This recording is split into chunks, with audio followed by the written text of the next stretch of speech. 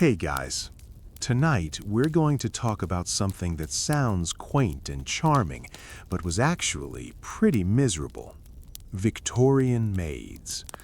You know, those women in the crisp white aprons and little caps you see in period dramas, always curtsying and saying, "Yes, ma'am," while dusting things that probably didn't even need dusting. So, go ahead and get comfortable. Dim the lights, settle into your favorite position, and let's drift back to the 1800s, when being a maid was one of the most common jobs a young woman could get, and also one of the worst. But in a boring way, not dramatic, just endlessly, soul-crushingly tedious. Let's start with the basics. If you were a young woman in Victorian England and you weren't born into money, your job options were pretty limited. You could work in a factory, which was loud and dangerous. You could try to get married, which was basically a gamble on whether your husband would be tolerable or a nightmare. Or you could go into service, domestic service, meaning you'd work in someone else's house doing all the things they didn't want to do. And a lot of women chose service, not because it was great, but it was slightly less terrible than the alternatives. At least you got food and a place to sleep. The food wasn't good, and the place to sleep was usually a freezing attic room you shared with 3 other maids, but still, it beat starving in a gutter somewhere. By the mid-1800s, there were over 1 million domestic servants in England.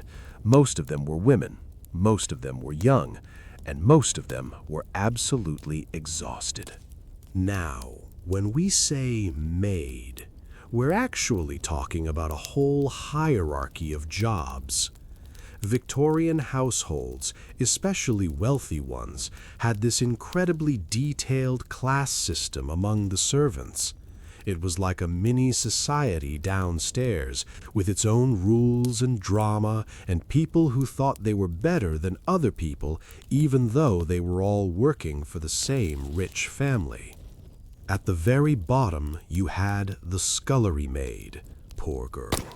The scullery maid was the lowest of the low. She did the dirtiest, hardest work in the house. We're talking scrubbing pots, washing dishes, cleaning the kitchen floor on her hands and knees. She woke up before everyone else, usually around 5 or 6 in the morning, and she went to bed after everyone else. Her hands were always red and raw from being in hot water all day. She smelled of grease and soap, and she was probably like 14 years old. Because yeah, a lot of scullery maids were teenagers, sometimes even younger. Girls as young as 12 or 13 went into service, and they started at the bottom. If they were lucky and worked hard and didn't get pregnant or sick or fired, they might eventually get promoted to something slightly better. But for now, they were stuck in the scullery, which was basically a dark, damp room where all the dirty work happened. Above the scullery maid, you had the kitchen maid. She helped the cook. Still a lot of dirty work, but at least she wasn't literally scrubbing pots all day. She might chop vegetables, stir things, carry heavy trays. The cook usually treated her like a personal servant, which wasn't great, because cooks in Victorian households were notoriously grumpy. They had a lot of stress trying to prepare fancy meals for the family upstairs, and they took it out on the kitchen maid. Then you had the housemaid.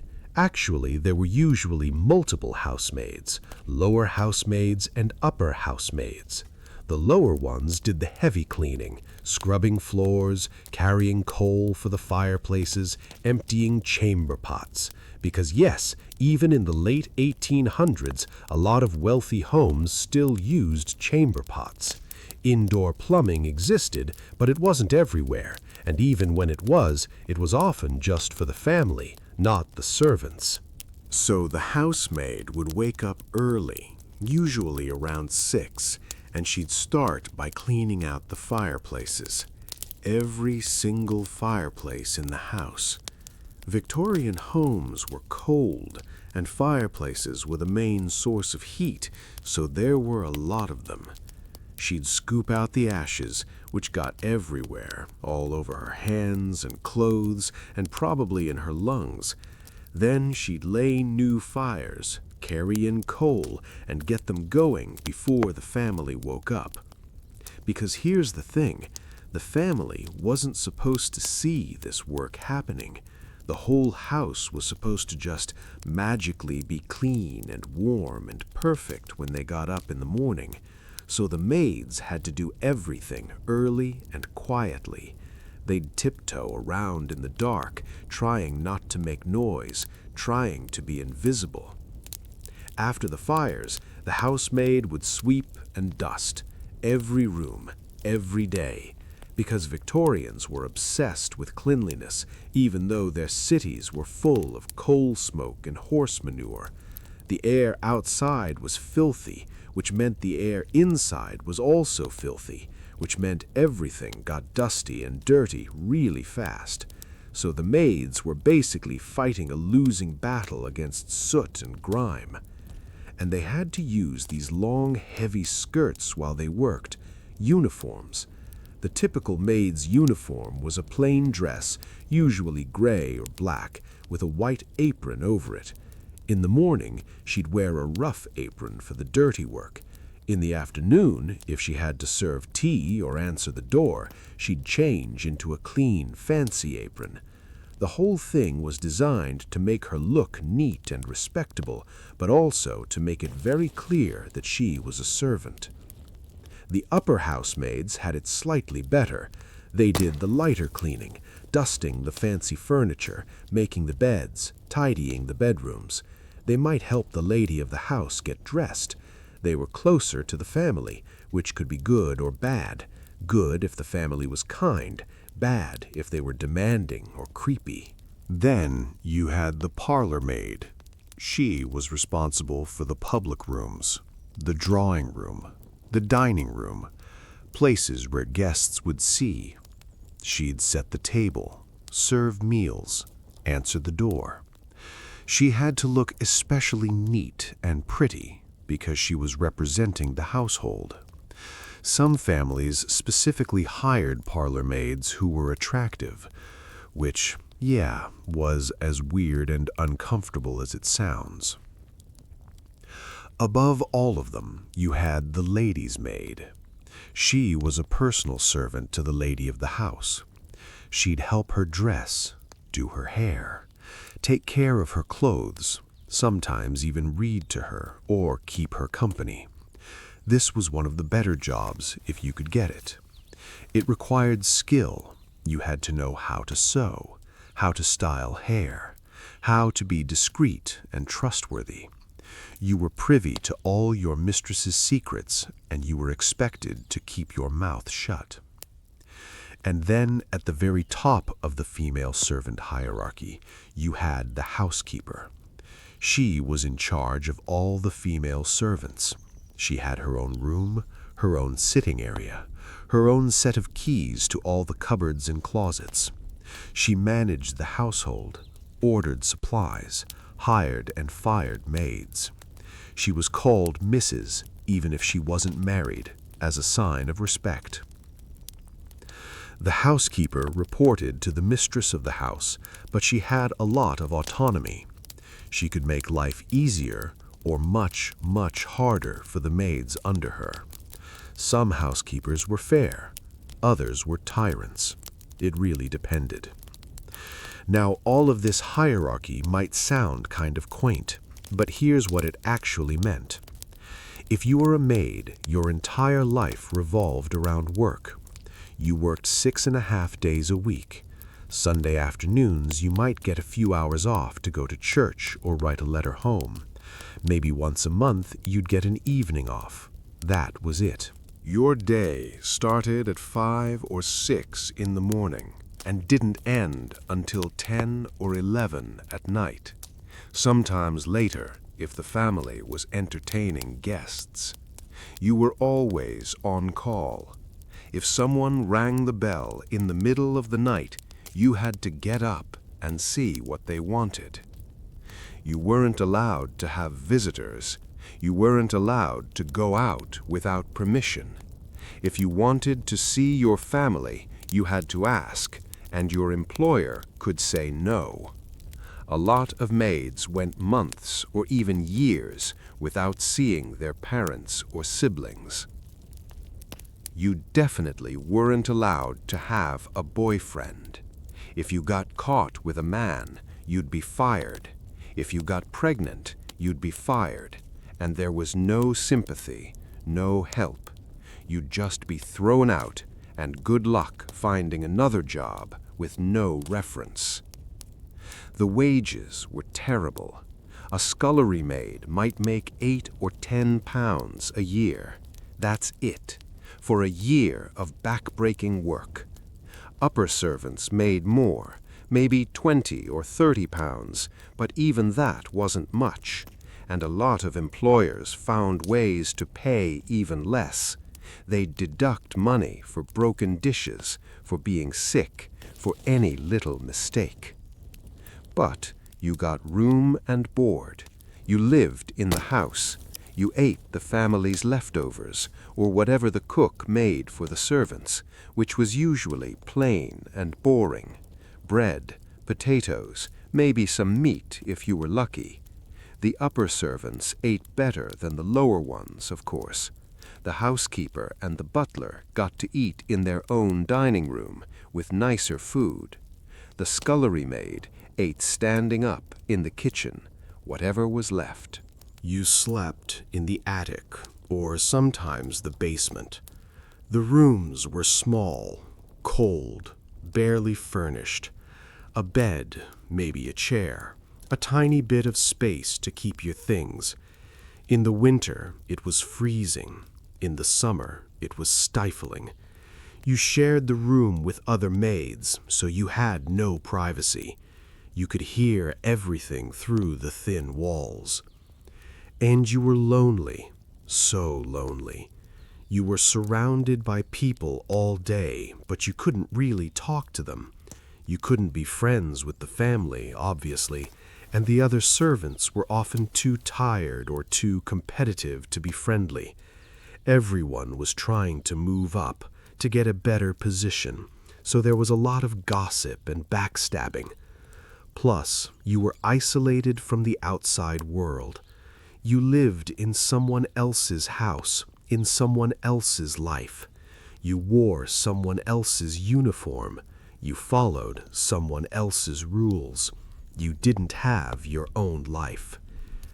Let's talk about the rules, because Victorian households had so many rules for servants. There were rules about when you could speak and to whom and how loudly. You weren't supposed to talk to the family unless they talked to you first. You weren't supposed to look them in the eye. If you passed them in the hallway, you were supposed to step aside, face the wall, and wait for them to go by. You weren't allowed to use the front door. Servants used the back door, or the side door, or the basement entrance. You used the back stairs. The family used the front stairs. The whole house was divided into spaces for the family and spaces for the servants, and you weren't supposed to cross that line. You weren't allowed to be seen doing dirty work. If you were carrying a bucket of ashes or a chamber pot and you heard the family coming, you had to duck into a closet or side room and hide until they passed. God forbid they be reminded that someone actually had to clean up after them. You weren't allowed to be sick. Well, obviously you could get sick, but you were expected to work through it. If you were too sick to work, you might not get paid, or you might get fired. Employers didn't want to deal with sick servants. They wanted people who were healthy and strong and could work all day, every day. And if you complained, you'd be labeled as difficult, ungrateful, lazy. There was always someone else who wanted your job, someone younger and cheaper and more desperate. So you kept your mouth shut and did what you were told.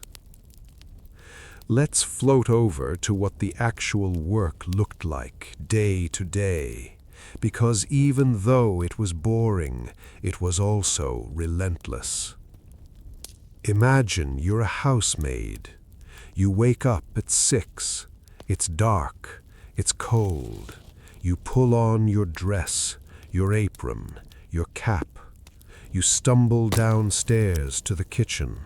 Maybe there's some tea if you're lucky. Maybe some bread. Then you start on the fires.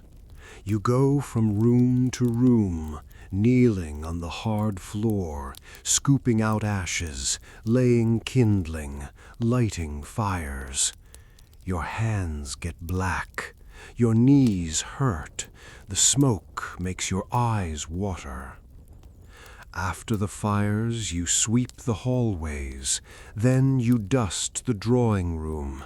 Then you clean the dining room. Then you help set the table for breakfast. You carry heavy trays of food from the kitchen to the dining room. You stand there, silent, while the family eats. You wait for them to finish. You clear the table. You carry everything back to the kitchen. Then you wash the dishes. Or, if you're lucky, the scullery maid does that. But you still have to put everything away, clean the dining room again, make the beds upstairs, tidy the bedrooms, dust the furniture again, because dust is eternal. Then it's time for lunch. Same thing.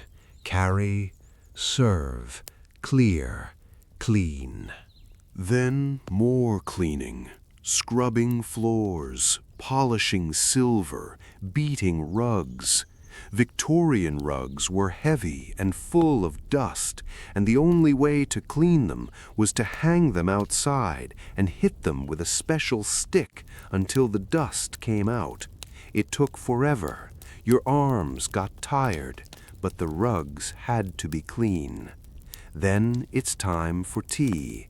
Carry, serve, clear, clean. Then it's time for dinner, the big meal of the day. More carrying, more serving.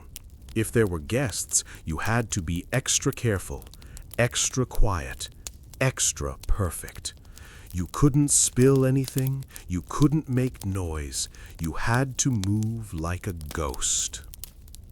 After dinner, you'd clear the table, wash more dishes, clean the drawing room again because the family had been sitting in there after dinner. Finally, around 10 or 11 at night, you'd go to bed. You'd climb the stairs to your little attic room. You'd collapse onto your bed, still in your dirty dress because you're too tired to change. And then, 6 hours later, you'd do it all over again. Day after day, week after week, year after year. No wonder nobody wanted to be a maid. But here's the thing. A lot of women didn't have a choice. If you were poor, if you were from the countryside, if you had no education and no skills, service was one of the few options. So you took the job. You endured it. You hoped that maybe someday you'd save enough money to leave, or you'd meet someone and get married and escape that way. But a lot of maids never escaped. They worked in service their whole lives. They moved from house to house, job to job, always working, always tired, always invisible. And the families they worked for barely noticed them.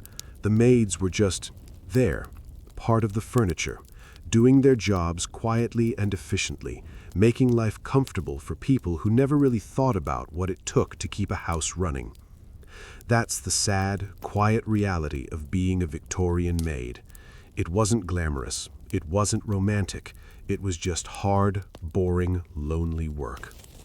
Anyway, Let's keep going. So, where were we? Right, the endless, soul-crushing routine of a Victorian maid. Let's dig a little deeper into all the weird, specific ways this job could make your life miserable. One thing we haven't talked about much yet is the whole relationship between maids and their employers. And this is where things get complicated. Because technically, your employer was responsible for you. You lived in their house. They fed you, clothed you, gave you a job. In the Victorian mindset, this was supposed to be a kind of benevolent arrangement. The rich people took care of the poor people, and in return, the poor people worked hard and were grateful. Except it didn't really work like that, because the power dynamic was completely one-sided. Your employer could fire you at any moment for any reason, and you'd be out on the street with no money and no reference. And without a reference, you couldn't get another job in service, so you were basically trapped. Some employers were kind. Some genuinely cared about their servants, made sure they were healthy and reasonably happy, gave them little bonuses or gifts at Christmas. These were the good ones, the ones where maids would stay for years, even decades, because the situation was tolerable. But a lot of employers were not kind. They were demanding, critical, impossible to please. They'd inspect the maid's work with white gloves, literally running their fingers along surfaces to check for dust. If they found any, the maid would get scolded, maybe fined, maybe fired. Some employers were just cold and distant. They didn't care about the maids as people. They just wanted the work done. The maids were tools, basically, useful objects that cleaned and cooked and served. And then there were the employers who were actively cruel, the ones who yelled, who humiliated servants in front of guests, who withheld food as punishment, who found excuses to dock wages. These jobs were nightmares, but if you needed the money badly enough, you stayed, you endured it.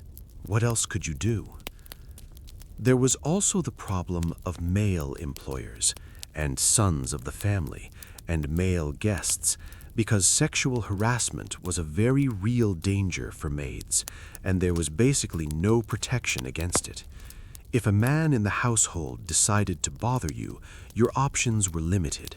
You could try to avoid him, but you lived in the same house. You could report him, but who would believe you? You were a servant. He was a gentleman. Your word meant nothing. If you rejected his advances, he might get angry and have you fired. If you didn't reject them and someone found out, you'd be fired anyway. If you got pregnant, you'd definitely be fired, and he'd face no consequences at all. It was a lose-lose situation. This happened a lot, more than the Victorians wanted to admit. There are records of maids being dismissed for improper conduct, which often meant they'd been harassed or assaulted and then blamed for it. The Victorian obsession with female purity and respectability meant that any hint of scandal, even if the woman was the victim, would destroy her reputation. So maids learned to be careful. They traveled in pairs when possible. They avoided being alone with men.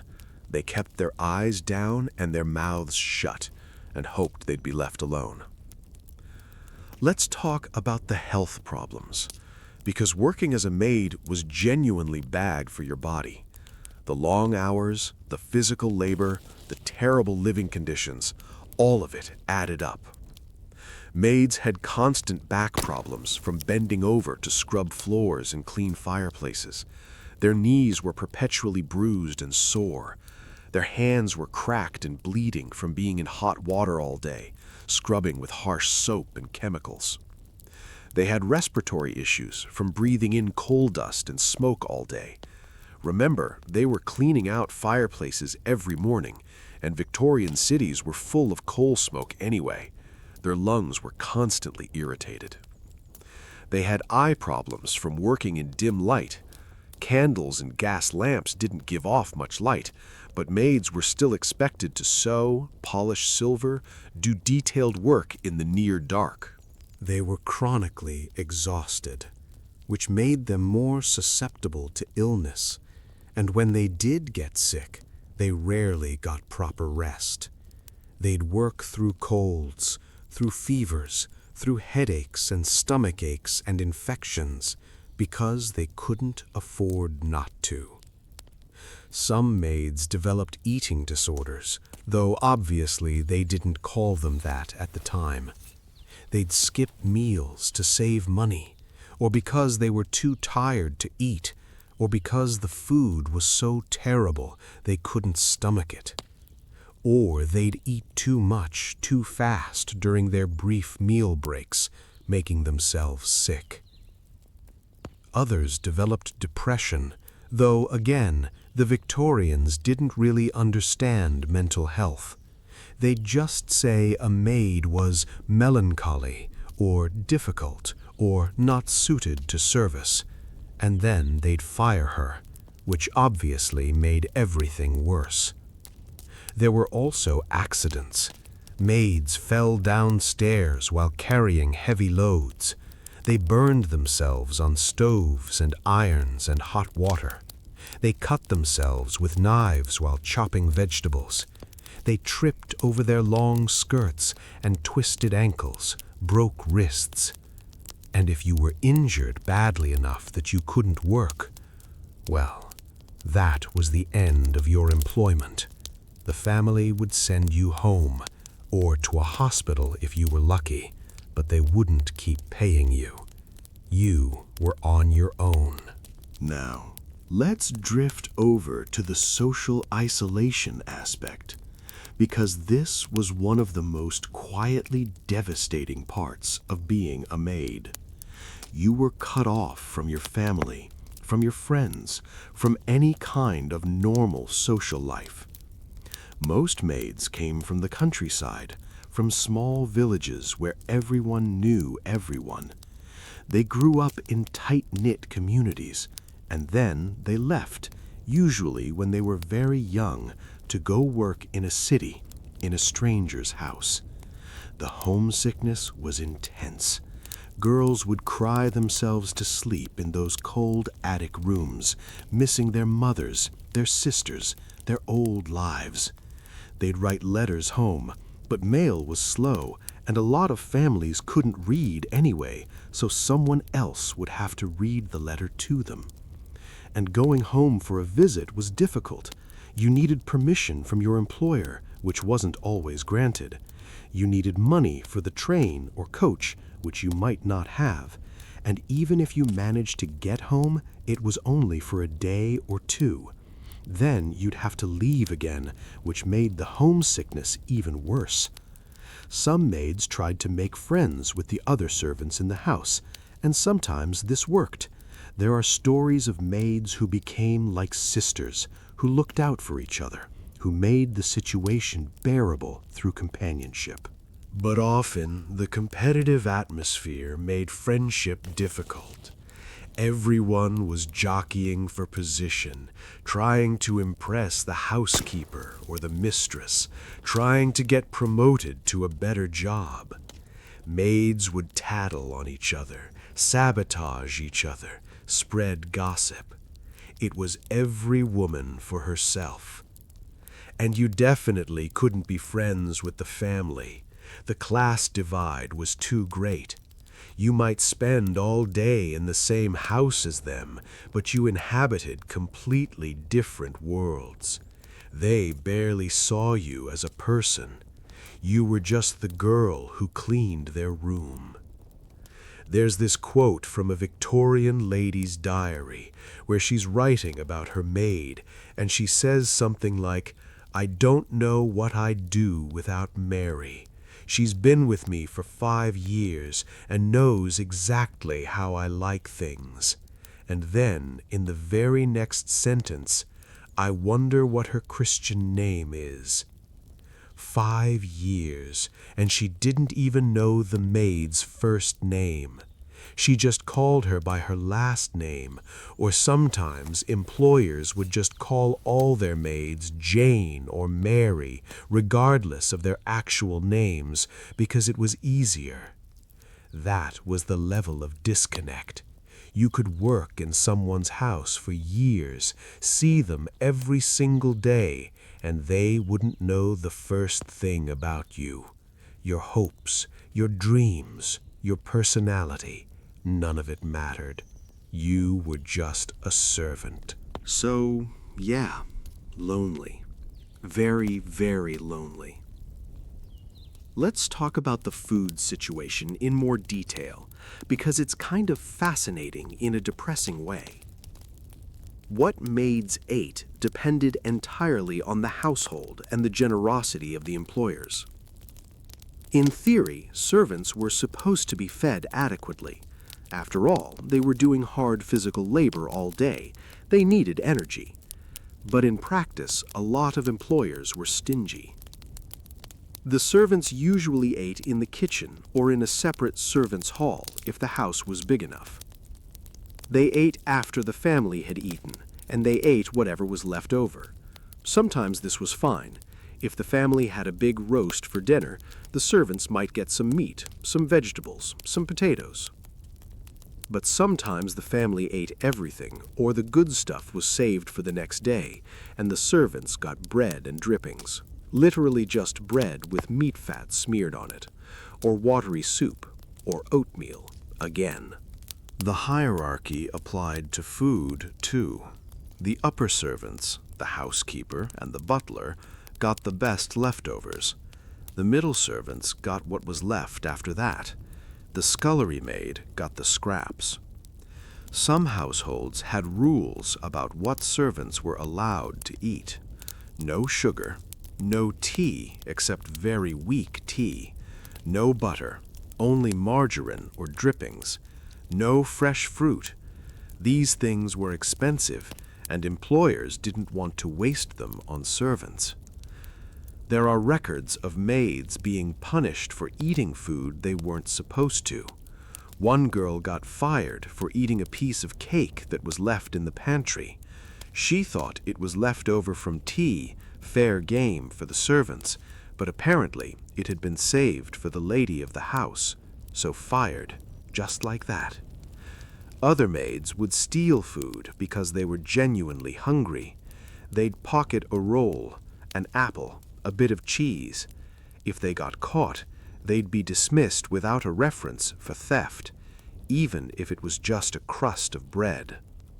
Some employers were paranoid about servants stealing food, so they'd lock everything up. The housekeeper had keys to all the pantries and cupboards. You couldn't get food without asking her, and she'd judge whether you deserved it. Meanwhile, upstairs, the family was having 5-course meals: soup, fish, meat, dessert, cheese. They'd eat until they were full, leave half of it on their plates, and never think about the people who cooked and served that meal were going to bed hungry. The irony was not lost on the maids, but again, what could they do? Complain and get fired? Steal and get fired? They just endured it. Now, let's float over to the topic of uniforms, because this is another one of those things that sounds quaint, but was actually kind of controlling and uncomfortable. Maids had to wear uniforms. This was non-negotiable. The uniform marked you as a servant, made sure everyone knew your place, and the uniforms were specific.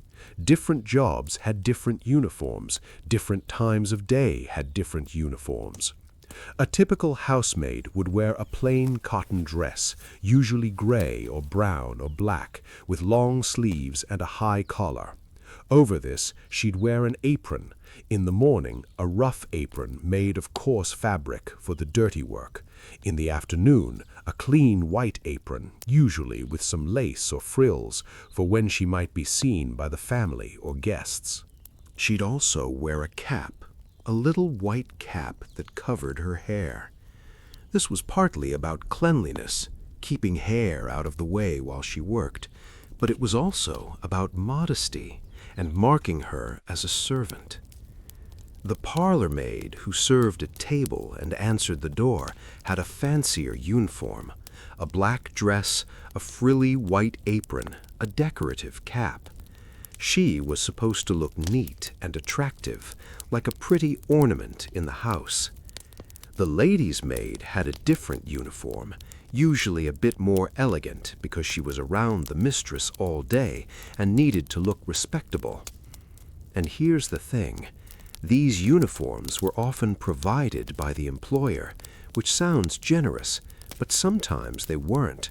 Sometimes you had to buy your own uniform, which was another expense you could barely afford. And even when the uniform was provided, you were responsible for keeping it clean and mended. Which meant that after working all day, you'd have to wash your uniform, iron it, sew up any tears, because you couldn't appear downstairs with a dirty or torn uniform. That was unacceptable. The uniforms were also uncomfortable. Those long, heavy skirts were hot in the summer and not warm enough in the winter. The aprons tied tight around your waist. The caps gave you headaches. The whole outfit was designed to look proper and neat, not to be comfortable or practical. And you wore the same thing every day. You might have 2 uniforms if you were lucky, one to wear, one to wash. That was it, your entire wardrobe. On your rare days off, you could wear your own clothes, but most maids didn't have much. Maybe a Sunday dress, a shawl, a pair of boots. That was the extent of their personal possessions. Let's talk about the bell system, because this was a huge part of a maid's life, and it's kind of fascinating. Victorian houses had these elaborate systems of bells that the family could ring to summon servants. Each room had a pull cord or a button connected by wires to a bell in the servants' area, usually the kitchen or the servants' hall. When someone upstairs wanted something, they'd ring the bell. The bell would jingle, and there'd be a little indicator showing which room it came from. And then a maid would have to drop whatever she was doing and run upstairs to see what was needed. Maybe the lady wanted her shawl. Maybe the gentleman wanted more tea. Maybe the children wanted their toys picked up. It could be anything. The bells rang constantly, all day long. Jingle, jingle, jingle. You couldn't ignore them. You had to respond immediately. If you were too slow, you'd get scolded. This meant that maids were never really off duty, even during their brief rest periods. You could be sitting down for 5 minutes, trying to eat a piece of bread, and the bell would ring. Up you'd go. "What do you need, ma'am?" "Yes, ma'am. Right away, ma'am." Some families rang the bell for the most ridiculous things. There are accounts of ladies ringing for a maid to come pick up a handkerchief they'd dropped. The handkerchief was on the floor, right next to them. They could have picked it up themselves. But no, ring the bell, make the maid climb 3 flights of stairs to pick up a handkerchief. Other times, people would ring the bell and then forget why they'd rung it. So the maid would arrive, out of breath from running, and the person would just wave her away. "Sorry, never mind." And the maid would have to go back downstairs, only to have the bell ring again 5 minutes later. It was this constant state of being on call, being interrupted, never able to fully focus on anything because you were always waiting for the next bell. And at night, the bells could ring too. If someone couldn't sleep and wanted warm milk, ring the bell. If someone had a nightmare and wanted company, ring the bell. The poor maid would be dragged out of bed, stumble downstairs in the dark, deal with whatever trivial thing was needed, and then try to go back to sleep. Only she couldn't really sleep deeply anymore, because she was listening for the bell. It must have been psychologically exhausting, that constant state of alert, knowing you could be summoned at any moment for any reason. Let's drift over to the topic of romance and relationships, because this was basically forbidden for maids, and yet it happened anyway. Officially, maids were not allowed to have followers. Followers was the Victorian term for boyfriends or suitors. If you were caught with a follower, you'd be fired. This was stated clearly in most job contracts. The reasoning was that a maid's entire focus should be on her work. A boyfriend would be a distraction. Plus, there was the fear that she'd get pregnant, which would be a scandal and also mean she couldn't work anymore. So maids had to conduct any romantic relationships in secret. They'd meet their boyfriends on their afternoons off, in parks or churches or tea shops. They'd write letters. They'd steal moments when they could. But it was difficult. You barely had any free time. You couldn't bring anyone to the house. You couldn't stay out late.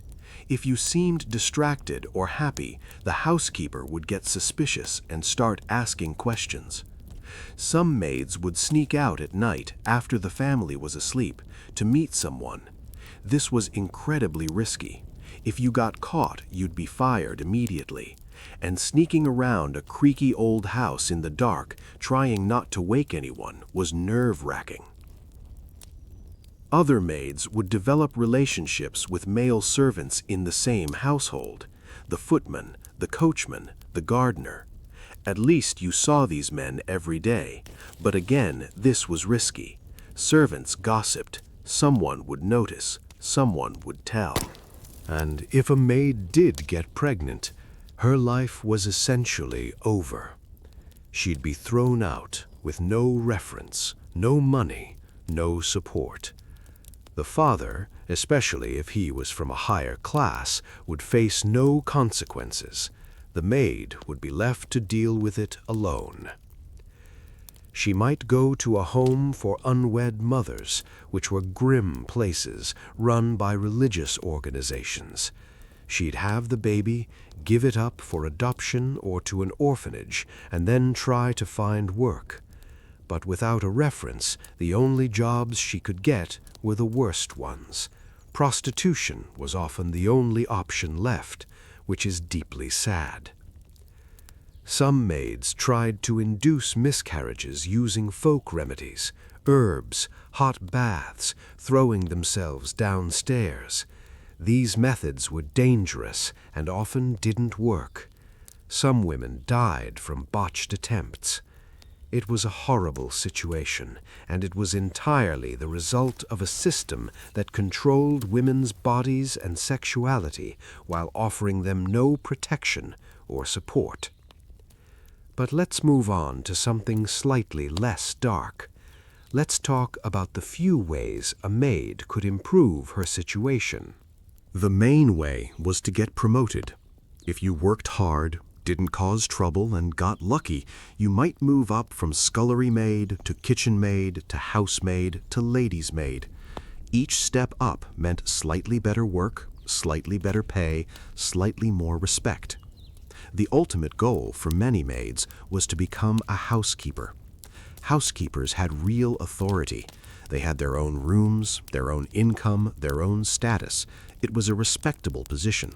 But very few maids actually made it that far. You needed years of experience, good references, and a lot of luck.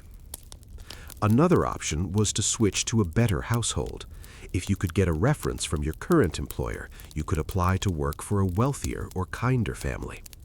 Wealthier families usually paid better and had more servants, which meant less work for each individual maid. Some maids aimed to work for aristocratic families because that was considered prestigious. You could say, "I work for the Duchess of whatever," and other servants would be impressed. Though, honestly, aristocratic families could be just as demanding and cruel as anyone else, sometimes more so. The other main escape route was marriage. If you could find a decent man who was willing to marry you, you could leave service and become a wife. This was what a lot of maids dreamed of: a little house of your own, a husband with a steady job, maybe some children. Freedom from the endless work and rules and bells. But marriage was a gamble. You might marry a good man, or you might marry someone who drank, who hit you, who couldn't hold down a job. And once you were married, you were stuck. Divorce was nearly impossible and socially unacceptable. Still, a lot of maids took the chance. They saved up their tiny wages to buy some basic household items, a few dishes, some linens. They'd meet a tradesman or a laborer, court him in secret, and then give their notice and get married. Some employers were happy for maids who got married. They'd give them a little gift, wish them well. Others were annoyed at losing a good worker and wouldn't give a proper reference. Either way, marriage meant leaving service, which for most maids was a relief. Even if married life was hard, at least it was your own life. You weren't living in someone else's house, following someone else's rules, wearing someone else's uniform. Now, let's talk about regional and class differences in service, because not all maids had the same experience. Where you worked and who you worked for made a big difference. In London and other big cities, wages were generally higher, but so was the cost of living. The work was also more formal and strict.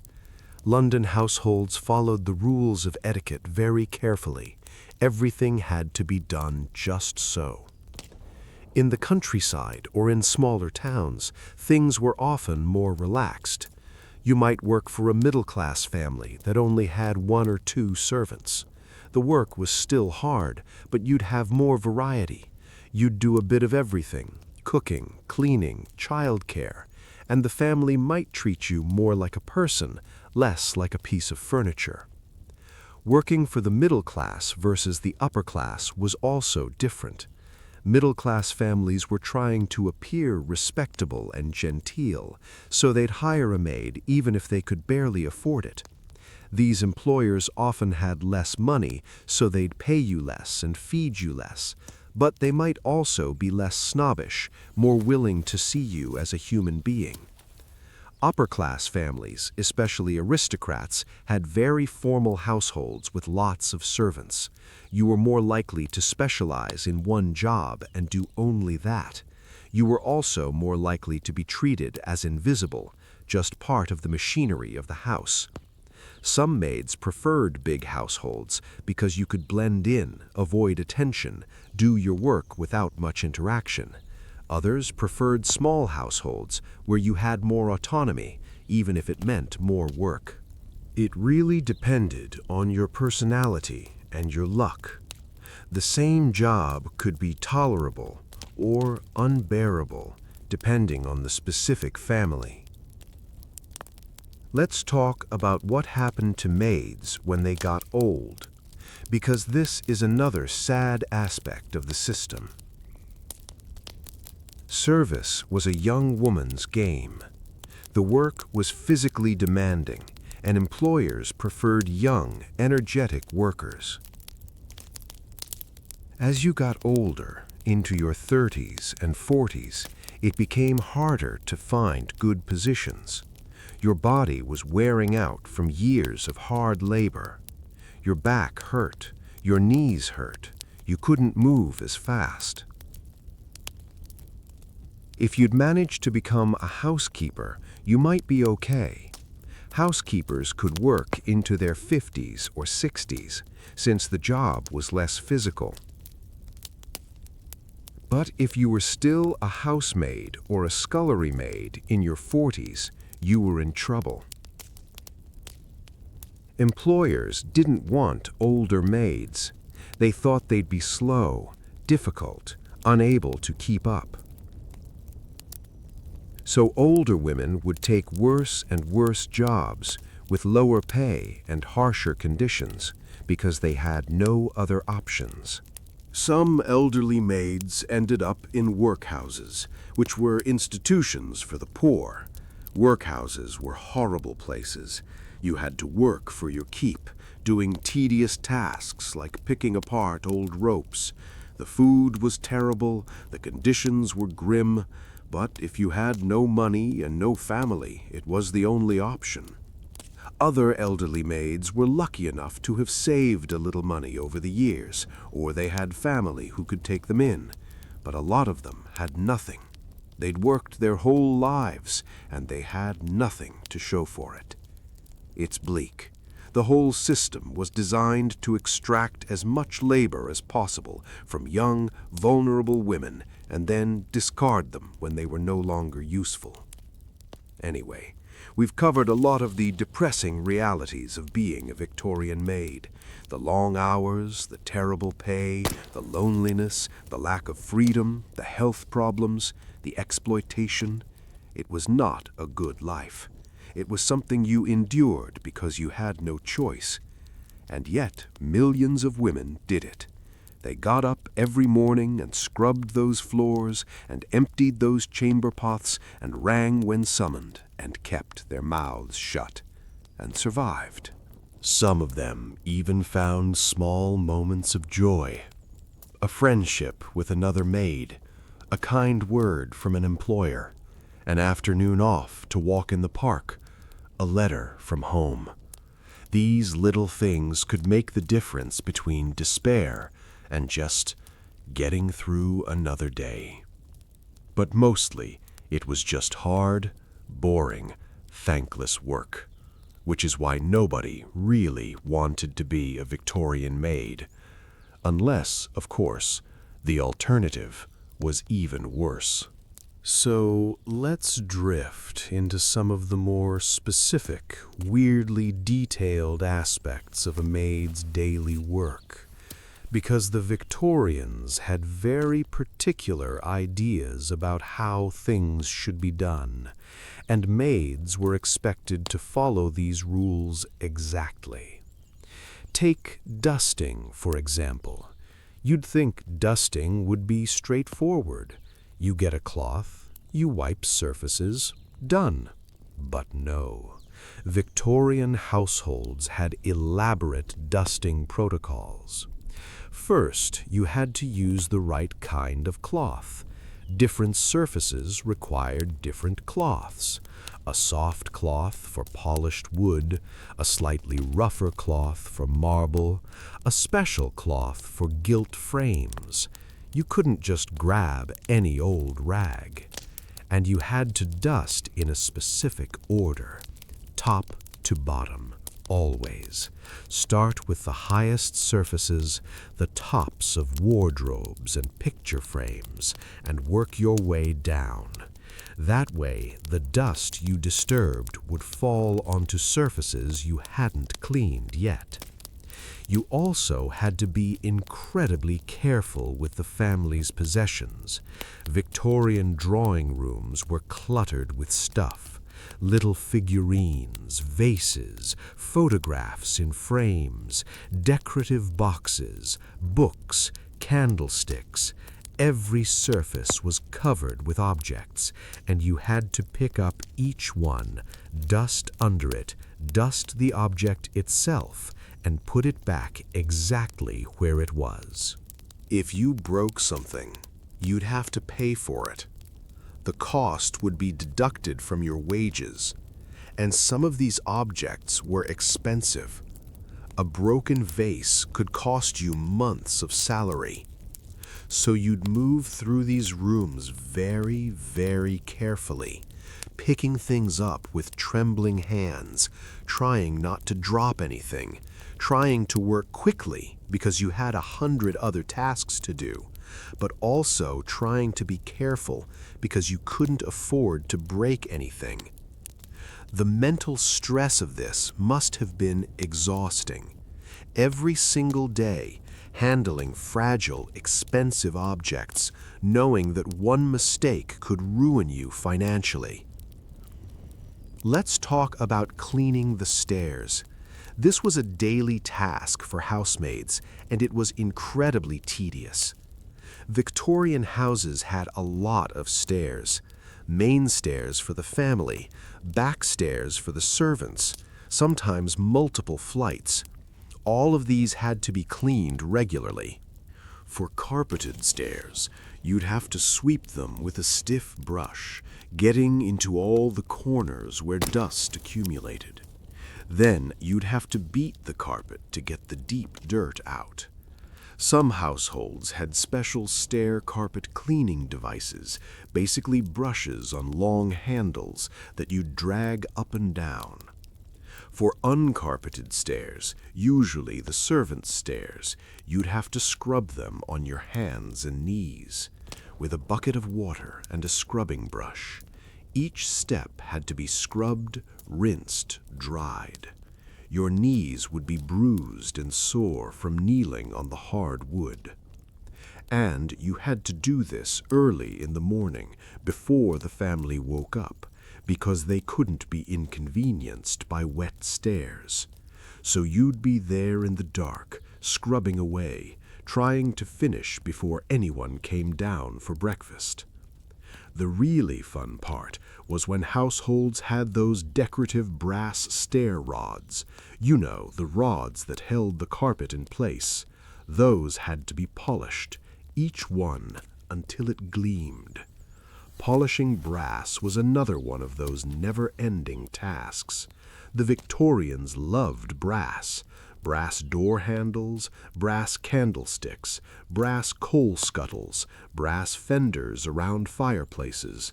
All of it had to be polished regularly. You'd use a special brass polish, which was mildly toxic and made your hands smell weird. You'd rub and rub until the brass shone, and then, a week later, it would be tarnished again, and you'd have to do it all over. Same with silver. Wealthy households had lots of silver. Silverware, silver tea sets, silver serving dishes. All of it tarnished quickly and had to be polished constantly. The parlor maid or the upper housemaid would usually handle the silver, since it was valuable and needed careful attention. She'd sit in the servants' hall with a pile of silver and a jar of polish, rubbing each piece until it gleamed. This could take hours, and it was boring, incredibly boring, just sitting there, polishing spoon after spoon after spoon, breathing in the chemical smell of the polish, your hands getting black with tarnish. But the silver had to be perfect. When it was used at dinner, it had to shine. The family's guests would notice if the silver was tarnished. It would reflect badly on the household. So the maid would polish and polish and polish. Let's float over to the topic of laundry, because this deserves its own section. Laundry in the Victorian era was a monumental task, and it usually fell to the lowest servants. Wash day was typically Monday. The whole day would be devoted to laundry, and I mean the whole day, from early morning until late at night.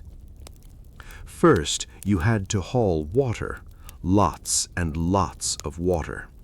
If the house had running water, you were lucky. You could fill tubs from a tap. But many houses still relied on wells or water pumps, which meant carrying bucket after bucket of water. The water had to be heated.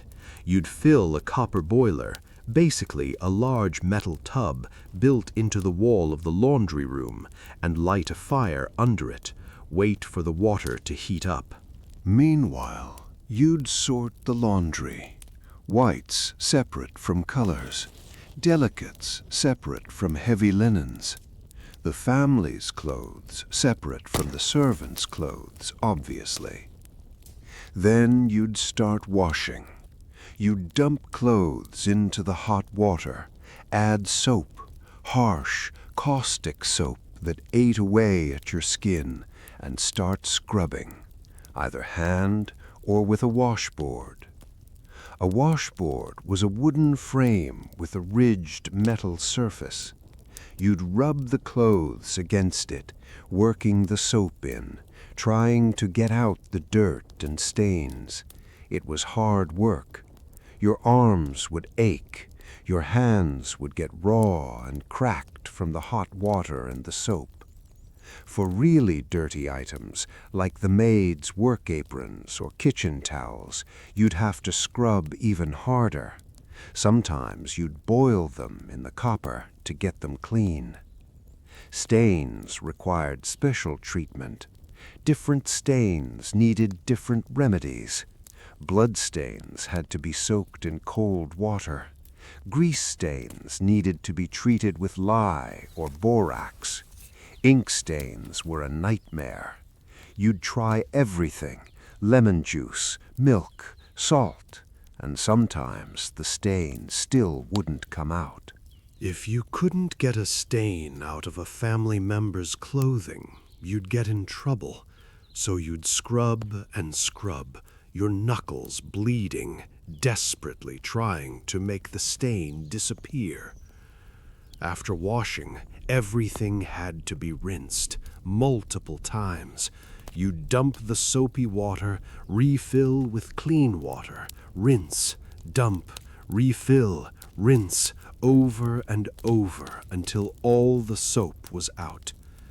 Then you had to wring everything out by hand, twisting heavy, wet sheets and clothes, trying to get as much water out as possible. Your hands would cramp, your wrists would ache. If the household had a mangle, you'd use that. A mangle was basically 2 rollers that you'd crank by hand, feeding the wet laundry through to squeeze out the water. It was easier than wringing by hand, but it was still hard work, and you had to be careful not to catch your fingers in the rollers. After wringing, everything had to be hung up to dry.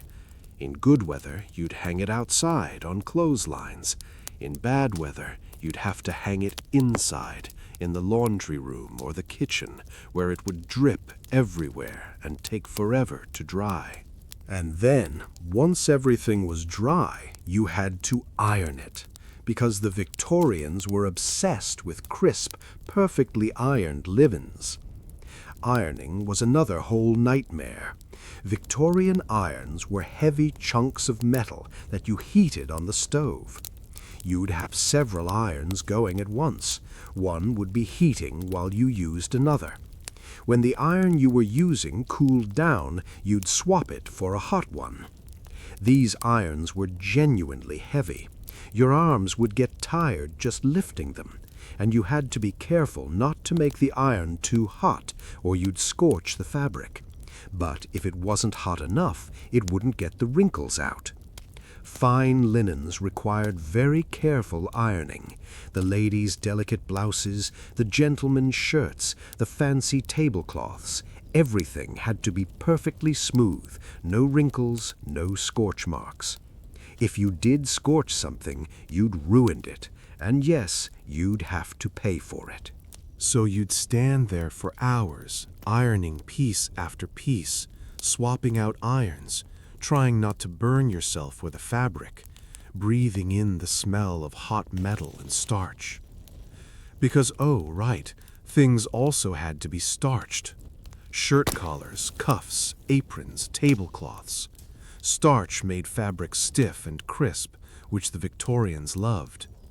You'd make starch from powder and water, dip the items in it, wring them out, and then iron them while they were still damp. The heat from the iron would set the starch, making the fabric stiff. It was finicky work. Too much starch and the fabric would be too stiff. Too little and it wouldn't have that crisp look. All of this, washing, wringing, drying, ironing, starching, took the entire day. And this was every single week, sometimes more often if the household was large or the family was entertaining guests. The laundry maid, usually one of the younger, lower servants, would spend her whole Monday doing nothing but laundry. Her hands would be red and swollen. Her back would ache from bending over tubs and ironing boards. She'd go to bed exhausted, only to wake up the next day and start on all her other regular tasks. No wonder laundry maids tried to get promoted to literally anything else as quickly as possible. Now let's talk about the seasonal deep cleaning, because regular daily cleaning wasn't enough for the Victorians. Oh no, they also had spring cleaning and fall cleaning, where the entire house would be torn apart and cleaned top to bottom. Spring cleaning usually happened in April or May. This was when all the winter grime and soot would be scrubbed away. Every single room would be emptied, furniture moved out into the hallway or the garden, carpets rolled up and taken outside to be beaten, curtains taken down and washed, every surface scrubbed. The walls would be washed, ceilings would be dusted, floors would be scrubbed on hands and knees. Windows would be cleaned inside and out until the glass was spotless. Mattresses would be taken outside and aired. Bedding would be washed. Wardrobes would be emptied and cleaned. Every single object in the house would be taken out, dusted, and put back. This took weeks. The whole household would be in chaos. The family would complain about the disruption, but the work had to be done. Maids would work even longer hours than usual, scrubbing and cleaning and organizing. And just when you'd finished spring cleaning, a few months would pass, and then it would be time for fall cleaning, preparing the house for winter, putting up the heavy winter curtains, checking the fireplaces and chimneys, making sure everything was ready for the cold months ahead. It was relentless, an endless cycle of cleaning and re-cleaning and deep cleaning. Let's drift over to the topic of how maids were trained, because most girls who went into service had no idea what they were doing when they started. If you were lucky, you came from a family that had some connection to service. Maybe your mother had been a maid, or your aunt, and they could teach you some basics: how to polish properly, how to lay a fire, how to make a bed the right way. But a lot of girls had no training at all. They came straight from the countryside, from farms where they'd done completely different kinds of work, and they were just thrown into a household and expected to figure it out. Usually, the housekeeper or an older maid would show you the basics, but it wasn't like formal training. It was more like, here's how you clean a fireplace, now go do all the others. You learned by doing, and by making mistakes, and by getting yelled at when you made those mistakes. Some girls were sent to training schools before they went into service. These were institutions, usually run by charitable organizations or churches, that taught poor girls how to be servants. You'd learn things like how to scrub floors properly, how to set a table, how to answer the door, how to address your employers, basic cooking skills, laundry techniques. The idea was that if you had training, you'd be able to get a better position, and maybe this was true. Employers liked maids who already knew what they were doing. But these training schools were also kind of grim. They were very strict. You'd live there, sometimes for months, learning to be a servant. The teachers were harsh. The work was hard. It was like practice for how miserable your actual job would be. Still, some girls appreciated the training. At least they'd know what they were doing when they started their first position. They wouldn't be completely lost. Other girls learned on the job, made mistakes, got fired, tried again at another household, gradually figured things out. It was a hard way to learn, but it was common. Let's talk about the relationship between maids and the children of the household. This could go a few different ways. Some maids, especially nursery maids, spent all their time with the children. They'd feed them, dress them, play with them, put them to bed. These maids often became genuinely attached to the children. They'd care for them for years, watch them grow up. And sometimes the children cared about their maids too. There are accounts of children who were closer to their nursery maid than to their own mother, because the maid was the one who actually spent time with them. But this relationship was complicated, because the children would grow up and they'd learn that the maid was a servant, lower class, not an equal. The affection might remain, but there would always be that divide. Some children were sweet to the maids. They'd say thank you. They'd be polite. They'd genuinely appreciate the care they received. Other children were little terrors. They'd been taught that servants existed to serve them, and they'd be demanding and rude. They'd make messes on purpose, knowing the maid would have to clean it up. They'd ring the bell constantly, just for fun. They'd tattle on maids to get them in trouble. And the maids couldn't discipline these children, couldn't tell them off, couldn't defend themselves. They just had to endure the bad behavior and hope the children would eventually grow out of it. There are records of maids being blamed when children misbehaved. If a child had a tantrum or got into trouble, it must be the nursery maid's fault. She wasn't supervising properly. She was too lenient, so she'd get scolded or fired, while the actual child faced no consequences. For housemaids who weren't directly caring for children, the interaction was more limited. They'd see the children around the house, but they weren't supposed to engage with them much. Just smile, curtsy, move out of the way. Some maids dreamed of having children of their own someday. Taking care of someone else's children was practice in a way, but it was also a reminder of what they didn't have: their own family, their own home, their own life. Other maids resented the children, these spoiled little rich kids who had everything while the maid had nothing. It was hard not to feel bitter, but they kept those feelings to themselves, smiled and curtsied, and did their job. Now let's talk about religion, because this was a big part of Victorian life, and it affected maids too. Most households expected their servants to be Christian, preferably Church of England, though other Protestant denominations were usually acceptable. Catholics were viewed with more suspicion, especially earlier in the Victorian era, but they could still find work. Servants were expected to attend church on Sunday. This was one of the few times they were allowed out of the house. You'd get Sunday morning off to go to the service, and maybe Sunday afternoon as well, depending on your employer. Some maids appreciated this. Church was a social outlet.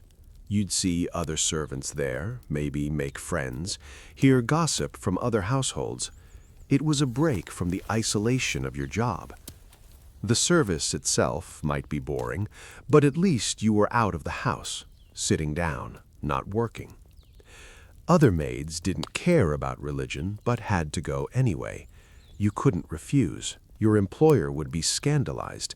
What kind of godless heathen refuses to go to church? Some employers were very religious and expected their servants to be as well. You'd have family prayers every morning or evening. The servants would have to gather, stand quietly while the master or mistress read from the Bible and led prayers. This could be comforting or tedious, depending on your own religious feelings and how long the prayers went on. There were also employers who used religion as a tool of control. They'd preach about how servants should be humble, obedient, content with their lot in life. God had put you in this position, so you should accept it gracefully and work hard and not complain. This was convenient theology for people who wanted to keep their servants submissive and underpaid. Some maids found genuine comfort in religion, the idea that God saw their suffering, that they'd be rewarded in heaven for their hard work on earth, made the daily grind more bearable. Other maids became cynical. Hard to believe in a loving God when you were scrubbing floors 16 hours a day while the family upstairs lived in luxury. But you couldn't express these doubts. You had to at least appear to be a good Christian. Go to church, say your prayers, read your Bible if you could read. Otherwise, you'd be seen as morally suspect. Let's drift over to the topic of illness and injury among maids. We touched on this earlier, but it's worth going into more detail. The work was genuinely dangerous. Burns were incredibly common. Maids worked around open fires, hot stoves, boiling water, heated irons. It was easy to accidentally touch something hot, splash yourself with boiling water, get burned by a coal that popped out of the fireplace. Minor burns you'd just have to deal with, wrap it up, keep working. But serious burns could be debilitating. Your hands would blister and swell. You couldn't grip things properly, but you still had to work because you couldn't afford not to. Falls were another common injury. Maids carried heavy loads up and down stairs, often in dim light. Those long skirts were a tripping hazard. It was easy to miss a step, lose your balance, tumble down a flight of stairs. A twisted ankle, a sprained wrist, a bad bruise, you'd work through it.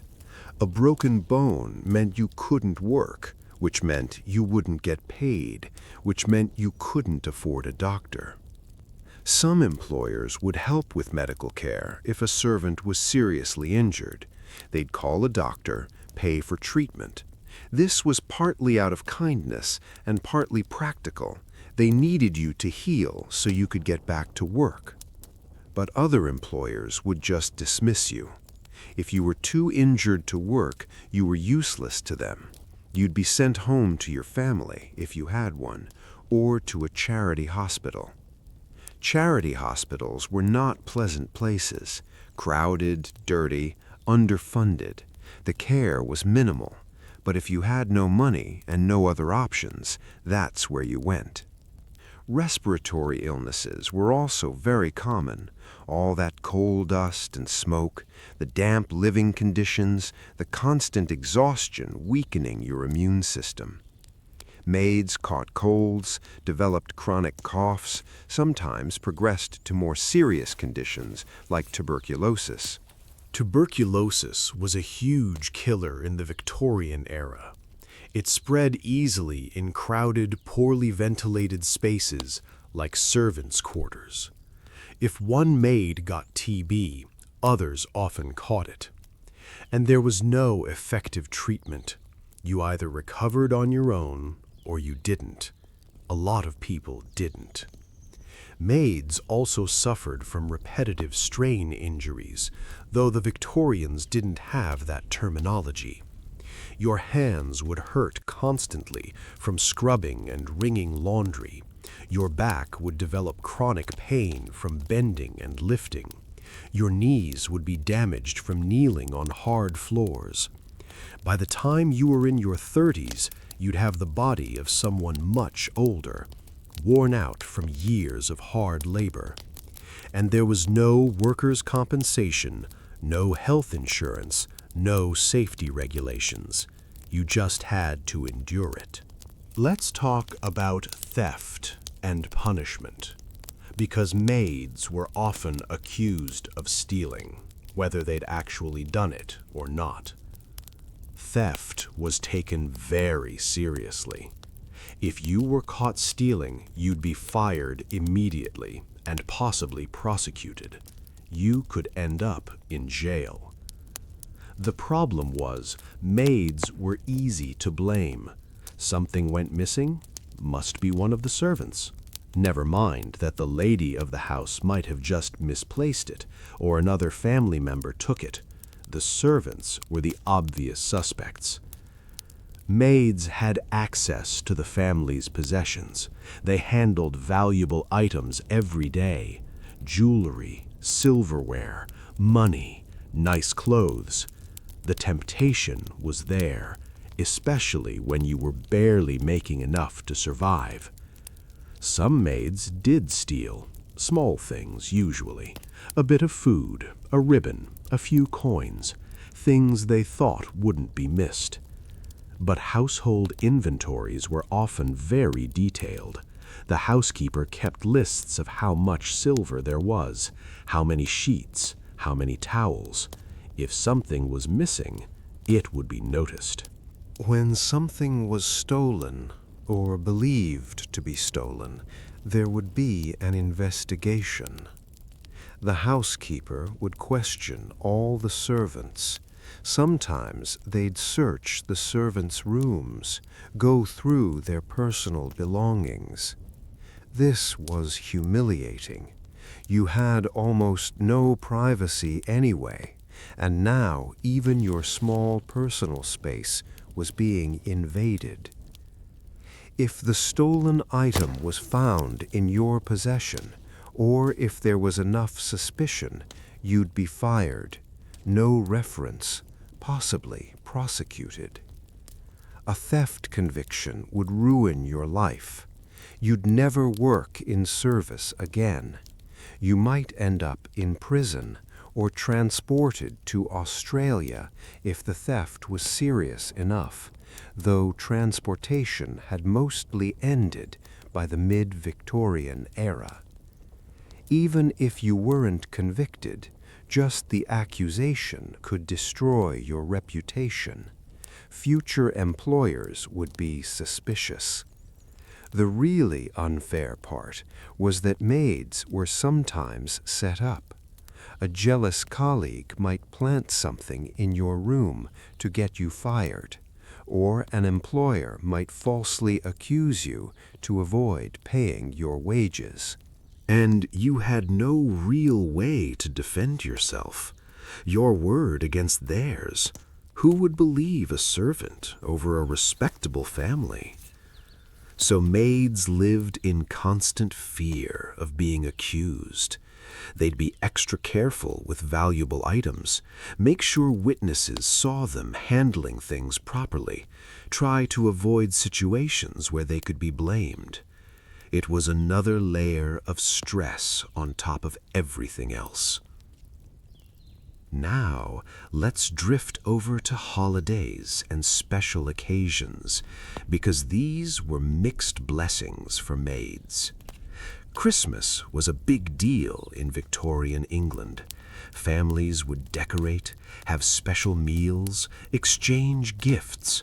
It was supposed to be festive and joyful. For maids, it meant extra work.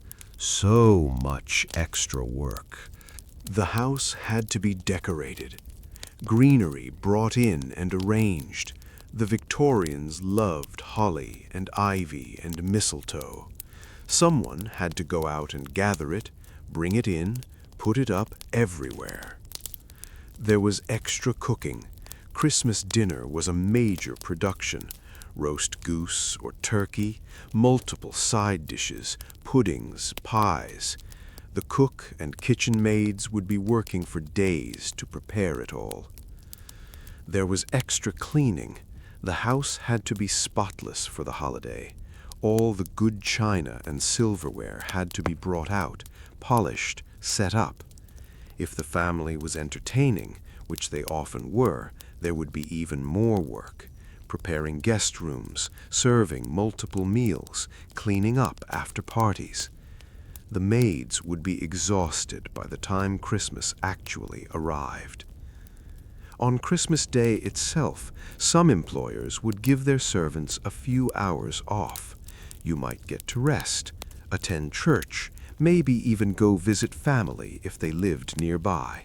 Some employers gave small gifts to their servants, a bit of money, some fabric for a dress, maybe some leftover food from the Christmas feast. These gifts were appreciated, even if they were modest. But the holiday was really for the family, not for you. You'd watch them celebrate, open presents, enjoy themselves, while you worked in the background making it all possible. Other holidays were similar. Easter meant spring cleaning and special meals. Birthdays of family members meant parties and extra work. Weddings were a nightmare of preparation. The only holiday that was sort of for the servants was Boxing Day, the day after Christmas. Traditionally, this was when servants received their Christmas box, a gift or bonus from their employer. You'd also get some time off on Boxing Day, maybe a whole day if you were lucky. You could visit family, go to a fair, just rest. But even Boxing Day involved work. You still had to clean up from Christmas, put everything away, get the house back to normal. So, holidays were complicated. A little bit of rest and reward, but mostly just more work. Let's talk about the end of the Victorian era and how things started to change for maids, very slowly and very gradually. By the late 1800s and early 1900s, new job opportunities were opening up for women. Factories, shops, offices. These jobs weren't great either. Factory work was hard and sometimes dangerous. Shop work meant long hours on your feet. Office work paid very little. But they had one major advantage. You didn't live with your employer. You had your own life outside of work. You could go home at the end of the day to your own room, your own family, your own space. You could have friends, go out in the evenings, have some control over your own time. This was appealing, really appealing, even if the work was hard and the pay was low. At least you had freedom. So gradually, fewer young women wanted to go into service. Why be a maid working 16 hours a day with no freedom when you could work in a shop or a factory and at least have evenings and Sundays to yourself? Employers started to panic. Where would they find servants? The good old days when there were always plenty of desperate girls willing to work for almost nothing were ending. Some employers tried to make service more appealing. They offered slightly better wages, slightly more time off. Some even started treating their servants a bit more like human beings. But it wasn't enough. The trend continued. Service was seen as old-fashioned, demeaning. Modern women wanted modern jobs. World War I accelerated this change dramatically. During the war, women took on all kinds of jobs that had previously been closed to them. They worked in munitions factories, drove buses, served as nurses. They proved they could do all sorts of work. After the war, a lot of women didn't want to go back to service. They'd had a taste of better pay, more independence, more respect. Going back to being a maid felt like a step backward. By the 1920s, the old system of domestic service was starting to crumble. There were still servants, of course, but fewer of them, and the ones who remained had more bargaining power, could demand better conditions. The Victorian model of the grand household with a huge staff of servants was becoming obsolete. Middle-class families who used to employ 3 or 4 servants might only have 1 now, or none. The lady of the house would have to do her own cleaning, her own cooking. Shocking. But we're getting ahead of ourselves.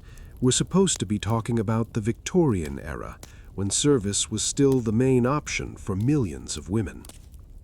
Let's circle back to the day-to-day reality, the boredom, the exhaustion, the loneliness. Imagine doing the same tasks day after day, year after year.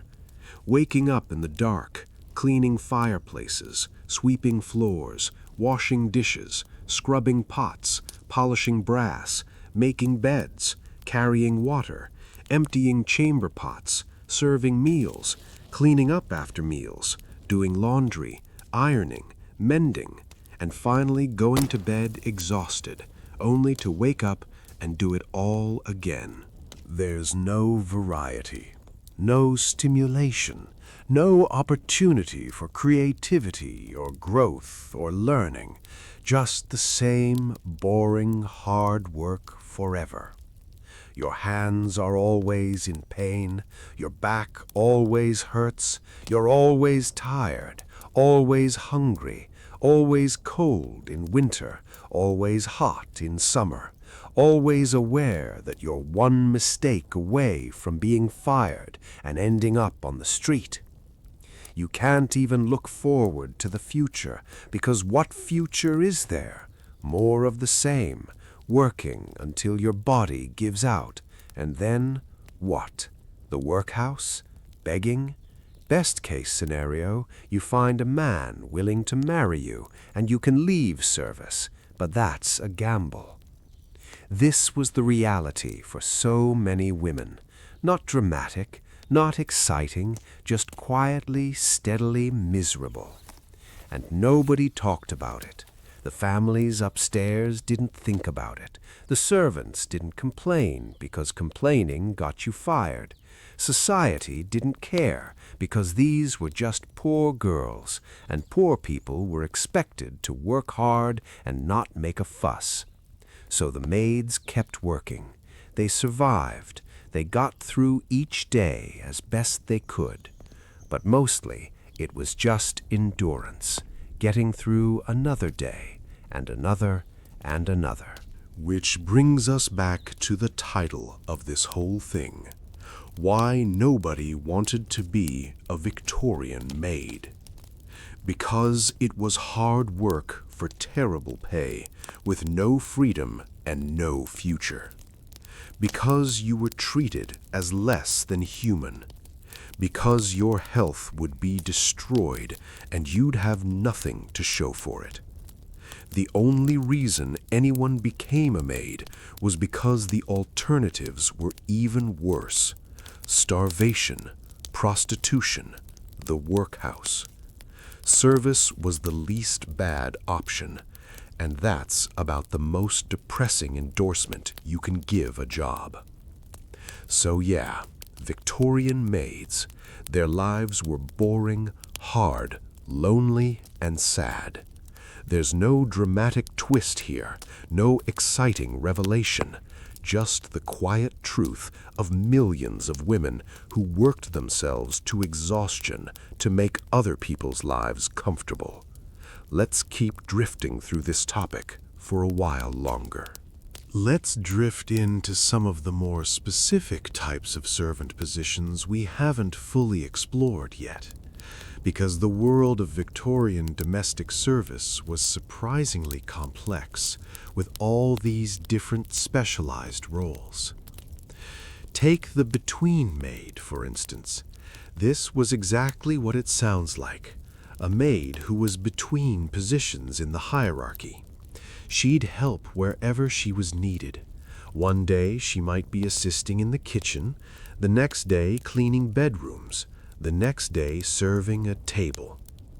This job had some advantages. At least there was variety. You weren't doing the exact same task every single day. You got to learn different skills, see different parts of the house. But it also meant you were kind of at everyone's beck and call. The cook could order you around. The housekeeper could assign you tasks. The parlor maid could tell you what to do. You had multiple bosses, all with different expectations. And you never really excelled at any one thing because you were constantly being pulled in different directions. So it was harder to get promoted. You were just this general helper, useful but not particularly skilled at anything specific. Then there was the still room maid.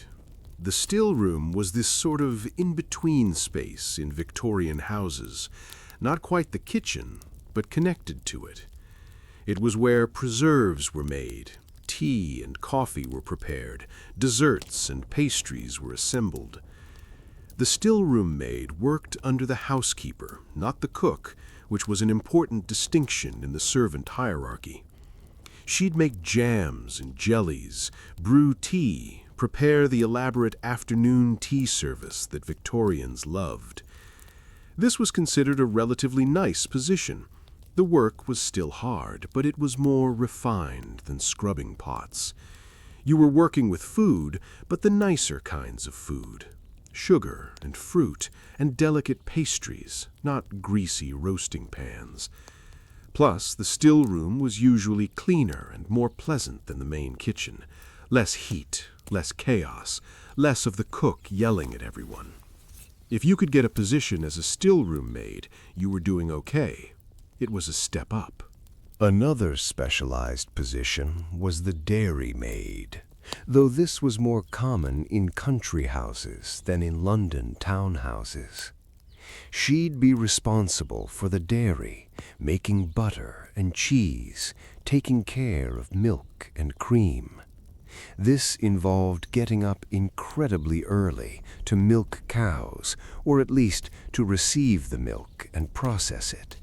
You'd skim the cream, churn butter, press cheese. It was physical work, and it had to be done at specific times.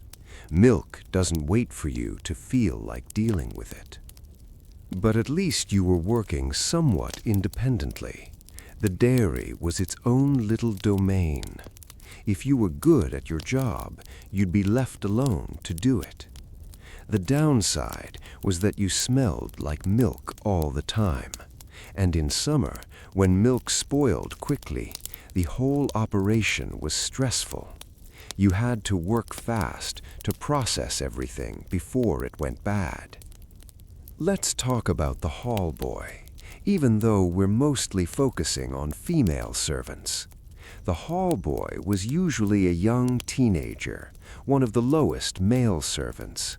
He'd do odd jobs, carry coal, polish boots, run errands, help the footman with heavy lifting. It was a starting position for boys, similar to scullery maid for girls. If he worked hard and grew up to be reasonably tall and handsome, he might eventually become a footman. Footmen were valued partly for their appearance. They wore fancy livery, uniforms in the family's colors, and they'd stand around looking decorative while also serving at table and answering the door. Employers literally chose footmen based on height and looks. There are records of advertisements seeking footmen who were at least 6 feet tall, because having tall, handsome footmen was a status symbol.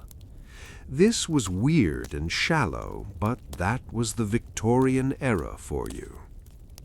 The butler was at the top of the male servant hierarchy, equivalent to the housekeeper for female servants. He managed the male servants, oversaw the wine cellar, supervised formal dinners, and generally ran the household alongside the housekeeper. Butlers were paid well, relatively speaking. They had their own rooms, their own authority, their own sphere of influence. It was a respectable position. But it took decades to work your way up to butler. You'd start as a hall boy or a footman in your teens, work your way up through various positions, and maybe, if you were lucky, you'd become a butler in your 40s or 50s. Most male servants never made it that far. They'd work in service for a while, save what money they could, and then leave to do something else. Service was seen as more temporary for men than for women. Women had fewer options, so they'd stay in service longer, sometimes for life. Men could more easily transition to other work, become a tradesman, join the army, whatever. This meant that female servants generally outnumbered male servants. In a typical Victorian household, you might have 1 or 2 male servants and 5 or 6 female ones. Let's drift over to the topic of how class divisions played out among the servants themselves, because this is fascinating in a depressing way. The upper servants, the housekeeper, the butler, the lady's maid, the valet, considered themselves far superior to the lower servants. They had their own sitting room, their own dining area. They didn't mingle with the scullery maids and hall boys. This created this weird mini-class system within the servant class. Everyone was working for the same family.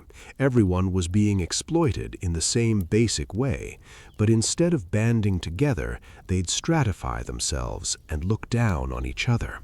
The housekeeper would never eat with the scullery maid. That would be beneath her dignity. She'd take her meals in the housekeeper's room, with the butler, and maybe the lady's maid. The lower servants would eat in the kitchen or the servants' hall, standing or sitting at a plain table, eating whatever was left. Upper servants got better food, better sleeping quarters, better everything. They'd receive old clothes from the family, which they'd alter and wear. They'd have more free time, more autonomy. And they'd be snobbish about it, look down on the poor scullery maid with her red, raw hands and her coarse apron. This division served the employers well. If the servants were competing with each other, they weren't uniting to demand better conditions. They were too busy trying to climb the internal hierarchy to question the whole system. Some upper servants became almost as snobbish as the family they served. They'd adopt airs, act superior, demand respect from lower servants. There's something tragicomic about a housekeeper who was still just an employee with no real power or wealth, acting like she was better than other servants. You're all still servants. You're all still being underpaid and overworked. But the tiny distinctions mattered to them. It gave them some sense of status, some sense of achievement. I'm not just a servant. I'm an upper servant. I'm respectable. I have authority. Never mind that they were still at the mercy of their employers, still one mistake away from losing everything. Now let's talk about what happened to maids who got fired or who left service, because this varied a lot depending on the circumstances. If you left on good terms with a proper reference, you could find another position. You'd use your reference to apply to other households, hopefully finding a better situation or at least a comparable one. Some maids moved around a lot, changing positions every year or two. Maybe they were searching for better employers, better pay, better conditions, or maybe they kept getting fired for small infractions. Other maids would stay in one position for many years. If the household was tolerable, if the work was manageable, if the employers were decent, why risk starting over somewhere else? There are records of maids who worked for the same family for 20, 30, even 40 years. They'd start as young girls and stay until they were elderly. The family would become, in a strange way, their whole world. Sometimes these long-serving maids were treated almost like part of the family. Almost. The family might be genuinely fond of them, give them nice gifts, let them retire and live in a cottage on the estate. But this wasn't common. More often, even loyal servants were just discarded when they got too old to work. If you were fired without a reference, your options were grim. You could try to find work in a factory or a shop, but these jobs also wanted references.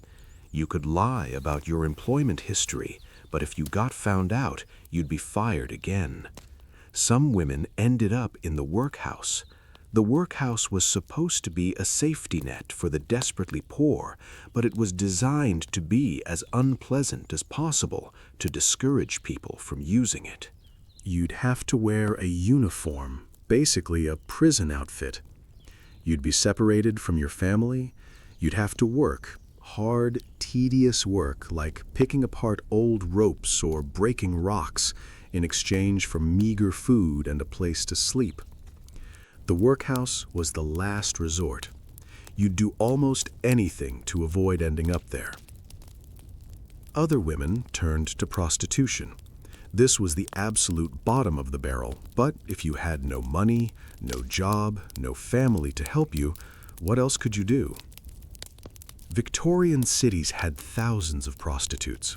Many of them were former servants, girls who'd been fired for getting pregnant or for being accused of theft or for any number of reasons.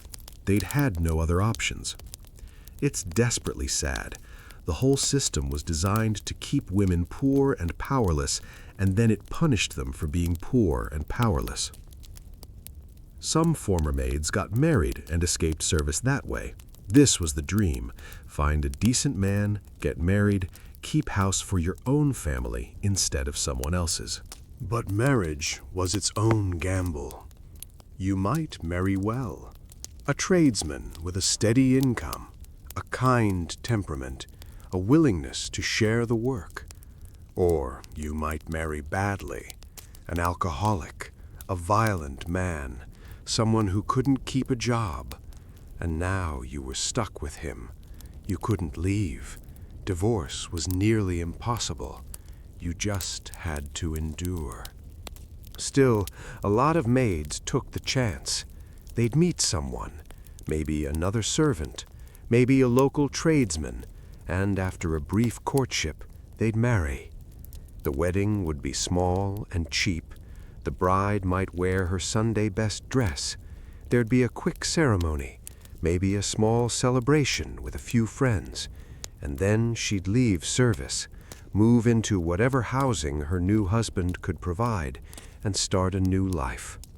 For some women, this worked out. They'd have children, keep a small home, scrape by financially, but at least have their own lives. For others, married life was just as hard as service had been. Still working constantly, still poor, still exhausted. But now, instead of serving a wealthy family, you were serving your husband and children. At least it was your own household, your own family. That counted for something. Let's talk about the psychological effects of being in service. Because beyond the physical exhaustion, there was this mental and emotional toll. You had no privacy. You shared a room with other maids, lived in someone else's house, had your belongings inspected, your letters read if the housekeeper was nosy. You couldn't escape, couldn't have a moment to yourself. This lack of privacy was suffocating. Humans need some private space, some time alone. Maids rarely got that. You also had no autonomy. Every aspect of your life was controlled. When you woke up, when you worked, when you ate, when you slept, what you wore, where you went. You couldn't make decisions for yourself. This learned helplessness could make it hard to function if you ever did leave service. You'd been trained to wait for orders, to defer to authority, to never think for yourself. Some former servants struggled to adjust to normal life because they'd spent so many years being told what to do. There was also the constant stress of knowing you could be fired at any moment. You had no job security, no safety net. One mistake, one accusation, one moment of bad luck, and you'd be out on the street. This created this background anxiety that never went away. You were always on edge, always worried. And then there was the loneliness, the isolation from your family, the difficulty making real friends, the constant awareness that you were alone in the world. Some maids became depressed. They'd lose interest in everything, move through their days like ghosts, just going through the motions. Others became bitter and angry, though they had to hide it. You couldn't show anger. That would be insubordinate. So you'd swallow it down, let it fester. A few maids found ways to cope. They'd create little rituals for themselves, small moments of joy. A special cup of tea on their afternoon off, a letter to a friend, a walk in the park. They'd cling to these small pleasures, these tiny acts of self-care, because it was all they had. Let's drift into the topic of how the job affected maids' sense of self, because spending years as a servant could really mess with your identity. You were constantly told you were less than, less important, less valuable, less human than the people you served. You entered rooms by the back door. You stepped aside in hallways. You made yourself invisible. After years of this, you started to internalize it. Maybe you really were less than. Maybe you really didn't matter. Some maids carried this sense of worthlessness for the rest of their lives. Even after they left service, they'd struggle with self-esteem, with the feeling that they didn't deserve good things. Others went the opposite direction. They became proud, almost defiant. I survived this. I worked harder than those rich people ever have. I have value, even if they didn't see it. This quiet pride was a form of resistance, a way of maintaining your dignity in a system designed to strip it away. There were also maids who identified strongly with their role. Being a good servant became part of their identity. They'd take pride in their work, in their ability to polish silver to a mirror shine, to fold linens perfectly, to anticipate their employer's needs. This gave them some sense of competence and achievement. Even if the work was menial, they could be excellent at it. But it was also kind of sad. Your whole identity wrapped up in how well you served someone else. Now let's talk about the rare cases of employers who actually treated their servants well, because these did exist, even if they weren't common. Some employers genuinely cared about their servants' well-being. They'd pay fair wages, give adequate time off, provide good food and comfortable sleeping quarters. They'd ask about servants' families, remember their birthdays, give thoughtful gifts. They'd provide medical care when servants were sick. They'd help servants who wanted to learn to read or develop skills. When servants in these households got too old to work, the employers would pension them off, give them a small income and a place to live. These were the good jobs, the ones where servants would stay for decades, not because they had to, but because the situation was genuinely decent.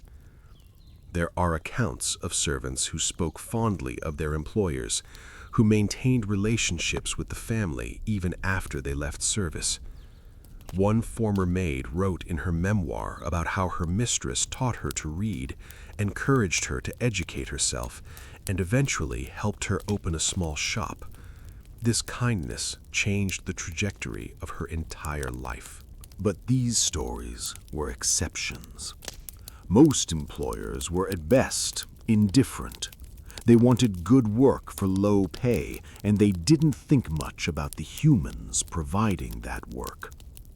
At worst, employers were cruel, and cruelty came in many forms. Some were physically harsh. They'd slap servants for small mistakes, deny them food as punishment, force them to work when they were sick or injured. Others were psychologically cruel. Constant criticism, public humiliation, impossible standards. Nothing you did was ever good enough. Some employers were neglectful. They'd provide inadequate food, freezing cold sleeping quarters, no medical care. Servants would suffer, and the employers simply didn't care. And some, as we discussed earlier, were sexually predatory. This was its own special kind of cruelty, leaving maids with no good options and often ruining their lives. The power imbalance made all of this possible. Employers had all the power, servants had none. And without any real regulation or oversight, bad employers could get away with almost anything. Let's talk about how the Victorian maid experience differed for women of different backgrounds. Country girls, who made up the majority of maids, often found city life overwhelming at first. They'd grown up in small villages where everyone knew everyone. London or other big cities were huge, noisy, dirty, confusing. The work was also different. On a farm, you worked hard, but you worked outdoors, with variety, with some autonomy. In a city household, you were inside all day, doing the same repetitive tasks, always being watched. But country girls were seen as more desirable employees in some ways. They were supposedly more innocent, more hard-working, less likely to have picked up bad habits. City girls who went into service had a different experience. They knew how cities worked, weren't intimidated by the urban environment, but they were sometimes viewed with suspicion. Employers worried they might be too worldly, too independent, to cause trouble. Irish girls made up a significant portion of domestic servants, especially after the Irish famine in the 1840s. Thousands of Irish families fled to England, and many Irish girls went into service because they had no other options. They faced discrimination. English employers often viewed Irish servants as inferior, less intelligent, less refined. They'd pay them less and give them the worst jobs. There was also religious prejudice. Many Irish servants were Catholic, and some Protestant employers refused to hire Catholics or treated them poorly. Despite this, Irish girls took the jobs because they needed the money. Often they were sending money home to Ireland to help their families survive. Jewish girls also went into service, though in smaller numbers. They might face discrimination based on religion, but some found positions in Jewish households where they'd be more comfortable. The experience of being a maid was hard for everyone, but these additional layers of prejudice made it even harder for some. Let's drift over to the physical spaces where maids lived and worked, because the architecture of Victorian houses was designed around this whole servant system. The layout of a typical Victorian townhouse was very deliberate. The family's rooms were in the front and on the upper floors. The servants' areas were in the back and in the basement. The basement, or below stairs, was the servants' domain. This is where the kitchen was, the scullery, the pantries, the servants' hall. It was like a whole separate house underneath the main house. Below stairs was dimly lit, small windows at ground level, if any, gas lamps or candles for light. It was damp, especially in winter, cold in winter, hot in summer because of the kitchen stove. The kitchen was the center of below-stairs life.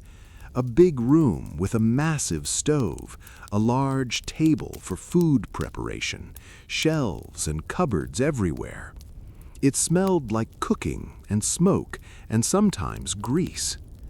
Off the kitchen was the scullery, where the scullery maid spent her days washing dishes and pots. It was even damper and darker than the kitchen. There were pantries for storing food, a wine cellar for the butler, a servants' hall where the lower servants ate their meals. And then there were the servants' bedrooms, usually in the attic. Tiny rooms, barely big enough for a bed and maybe a small chest of drawers. Sloped ceilings because of the roofline. Freezing cold in winter because heat didn't rise that far. Stifling in summer. The servants' stairs connected all these areas. Narrow, steep stairs that you'd climb a dozen times a day, carrying heavy buckets, baskets of laundry, trays of food. The family's part of the house was completely different. Spacious rooms with high ceilings, big windows, nice furniture, carpets and curtains and paintings. Fireplaces in every room kept burning by the maids. The drawing room where the family would receive guests. The dining room with its long table and fancy china. The bedrooms upstairs, each one probably bigger than the entire attic space where all the maids slept. The contrast was stark. Above stairs, everything was comfortable and beautiful. Below stairs, everything was utilitarian and grim. And the two worlds rarely intersected.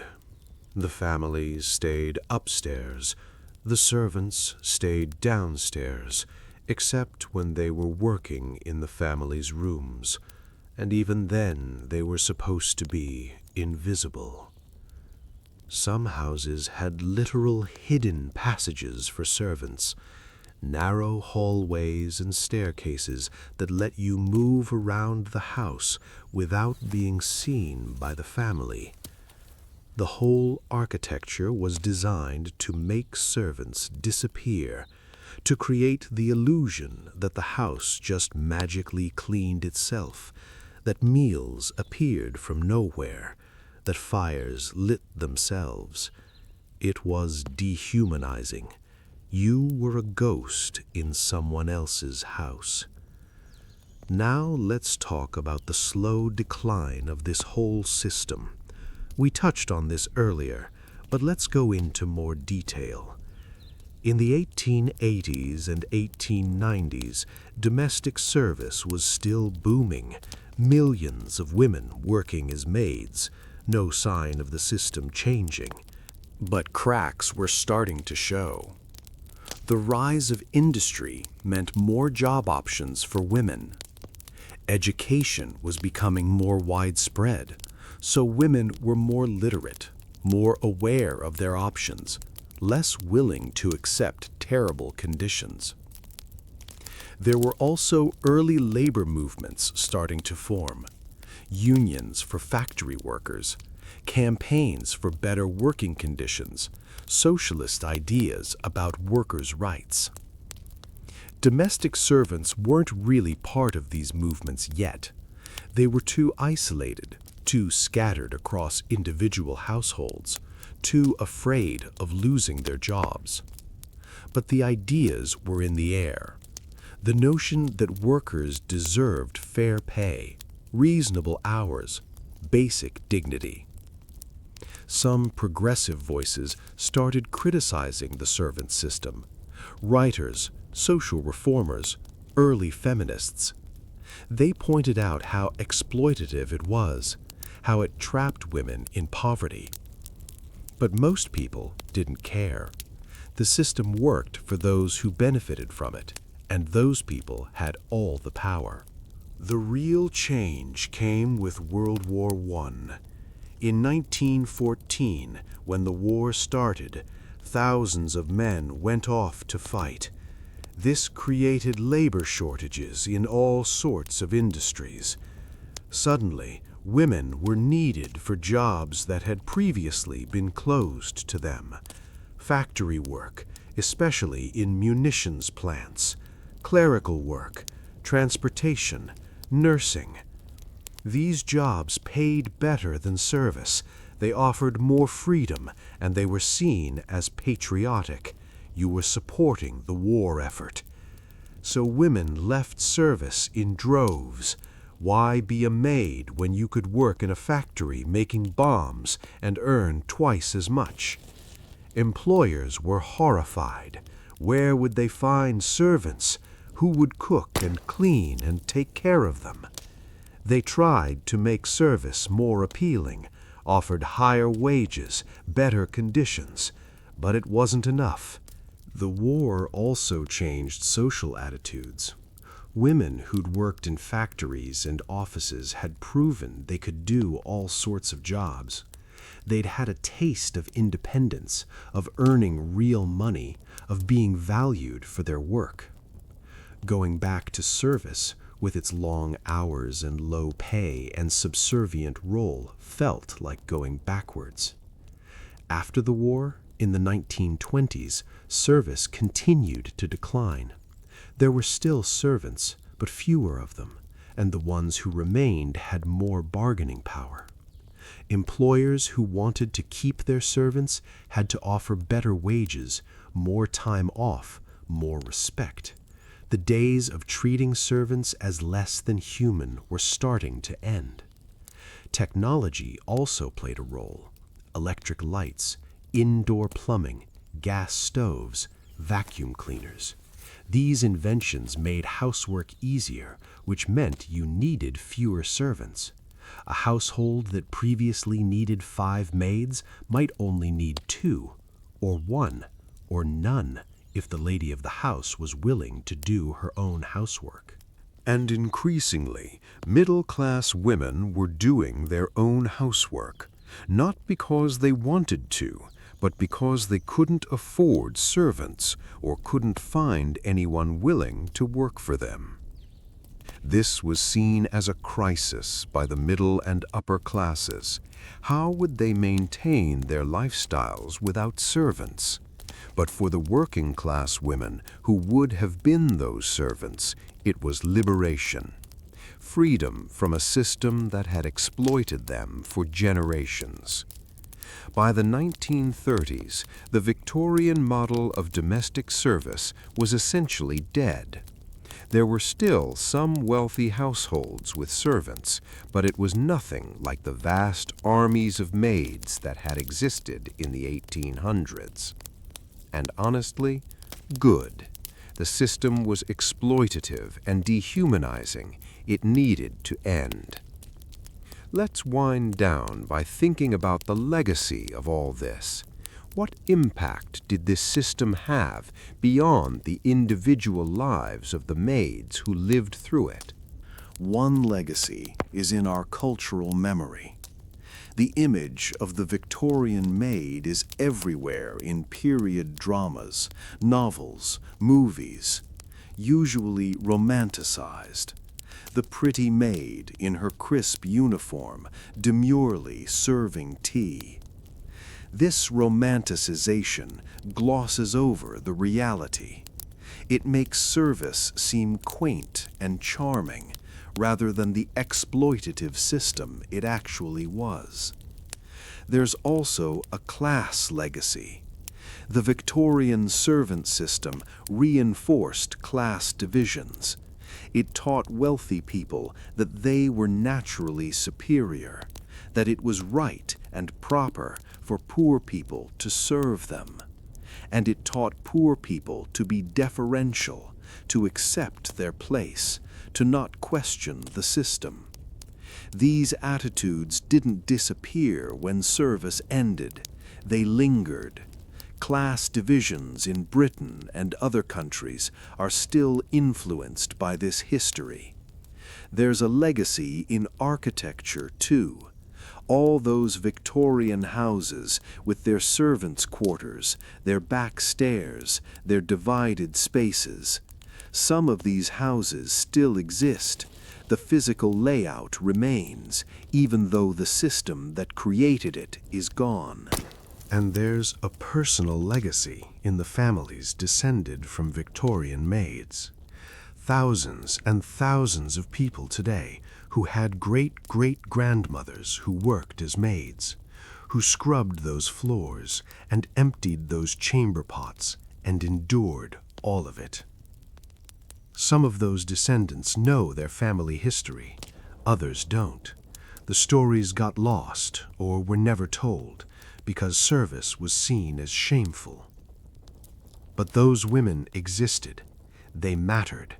They worked incredibly hard under terrible conditions, and they survived. Their lives might have been boring and hard and largely invisible. They might not have done anything famous or noteworthy, but they were human beings with hopes and dreams and feelings.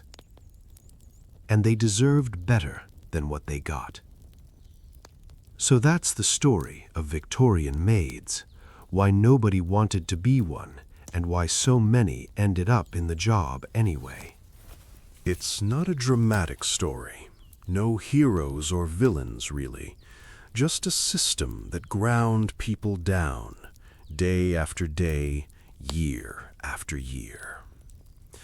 The maids who lived through it were remarkably resilient. They found ways to cope, to survive, sometimes even to find small moments of happiness. But they shouldn't have had to be that resilient. They shouldn't have had to endure those conditions in the first place.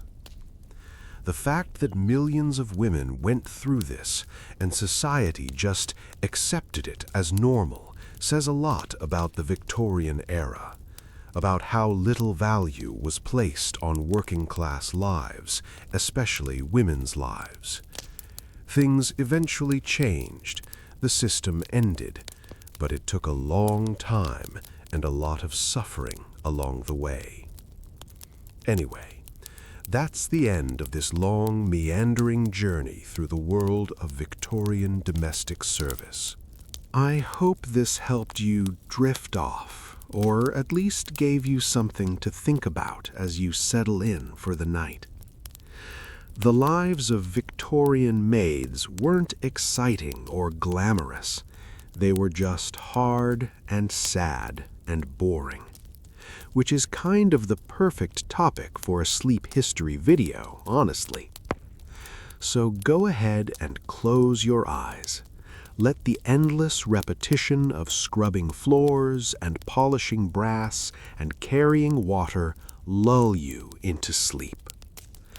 Imagine being too exhausted to stay awake, like those maids who'd collapse into bed after 16 hours of work.